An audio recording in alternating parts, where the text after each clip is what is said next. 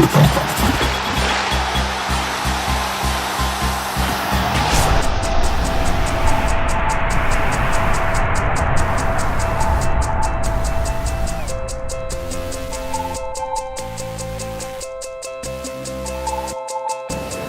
Hivers, ik ben Patrick de Leven en ik werk in mijn normale leven bij The Next Web.